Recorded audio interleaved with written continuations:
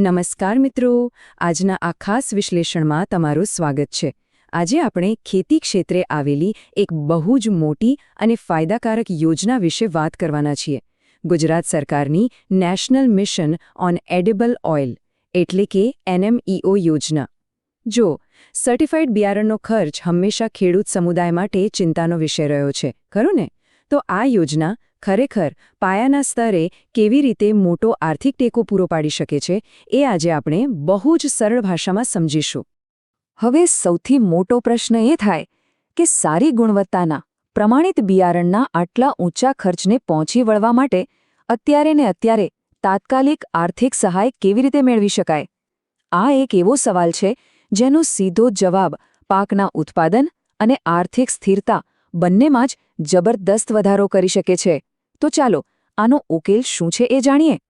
અને આ જ પડકારનો સચોટ ઉકેલ છે national mission on edible oil, ટૂંકમાં કહીએ તો NMEO। આ કોઈ સામાન્ય યોજના નથી મિત્રો, પણ તેલીબિયા પાકો માટે બેસ્ટ ક્વોલિટીના બિયારણ ખરીદવામાં મદદ કરવા માટે જ ખાસ તૈયાર કરાઈ છે। આનો મુખ્ય ટાર્ગેટ જ એ છે કે કૃષિ સાથે જોડાયેલા લોકોને સીધો આર્થિક ટેકો આપીને તેલીબિયાના ઉત્પાદનને જોરદાર પ્રોત્સાહન આપવું। હવે યોજના તો બની ગઈ, પણ એનો લાભ મળશે કેવી રીતે? નિયમો એકદમ સ્પષ્ટ રાખવામાં આવ્યા છે। આર્થિક સહાયની મહત્તમ મર્યાદા લાભાર્થી દીઠ માત્ર 1 હેક્ટર નક્કી કરવામાં આવી છે। આ બહુ જ અગત્યનો નિયમ છે, કારણ કે આનાથી એ સુનિશ્ચિત થાય છે કે સહાયનો લાભ કોઈ એક જ જગ્યાએ જમા થવાને બદલે વધુમાં વધુ લોકો સુધી સમાન અને પારદર્શક રીતે પહોંચી શકે। તો હવે જાણી લઈએ કે આ લાભ ક્યાં ક્યાં મળી રહ્યો છે। હાલમાં આ યોજના કેટલાક ચોક્કસ જિલ્લાઓમાં જ ચાલી રહી છે: દાહોદ, પોરબંદર, આણંદ, વલસાડ અને નવસારી। જો આ 5માંથી કોઈપણ એક જિલ્લામાં ખેતી થતી હોય તો બસ આ સહાય માટેની લાયકાત સીધી જ નક્કી થઈ જાય છે। એકદમ ક્લિયર કટ વાત છે, કોઈપણ જાતની મૂંઝવણ વિના ખ્યાલ આવી જાય કે કોણ આમાં આગળ વધી શકે છે। ચાલો હવે સૌથી મહત્વની વાત પર આવીએ, પૈસાની વાત। અલગ અલગ પાક માટે સહાયની રકમ પણ અલગ છે। દાખલા તરીકે મગફળી માટે પ્રતિ કિલો 114 રૂપિયાની સહાય છે, એટલે કે મહત્તમ 17,100 રૂપિયા સુધી મળી શકે।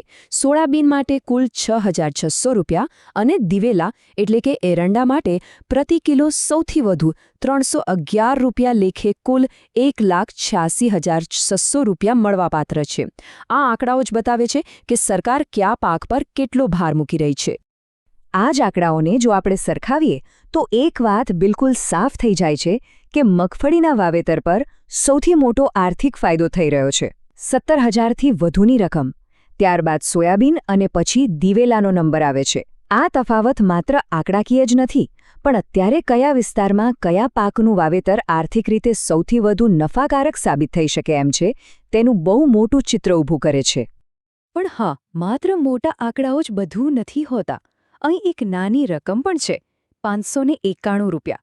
ભલે આ રકમ નાની લાગતી હોય, પણ આ એક મોટો મેસેજ આપે છે કે તલની ખેતીને પણ પૂરતું સમર્થન અપાઈ રહ્યું છે। આ દર્શાવે છે કે નાના કે મોટા દરેક પાકને અને દરેક સ્તરની ખેતીને આ યોજના હેઠળ આવરી લેવાનો પૂરો પ્રયાસ થયો છે। સારું, તો હવે પ્રેક્ટિકલ વાત કરીએ। વાસ્તવમાં આ સહાય મેળવવા માટે કરવું શું પડશે? પ્રોસેસ એકદમ સરળ છે। સૌથી પહેલું કામ આઈ ખેડૂત પોર્ટલ પર જવાનું છે અથવા તો ત્યાં આપેલો QR કોડ સીધો સ્કેન કરવાનો છે।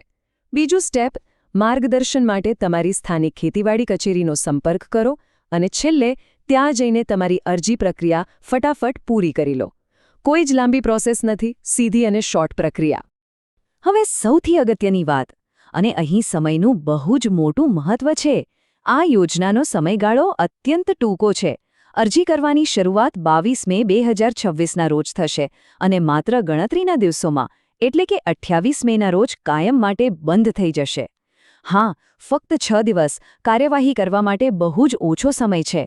જો આ ટૂંકા ગાળામાં અરજી ના થઈ તો આટલી મોટી આર્થિક તક હાથમાંથી સરકી જશે।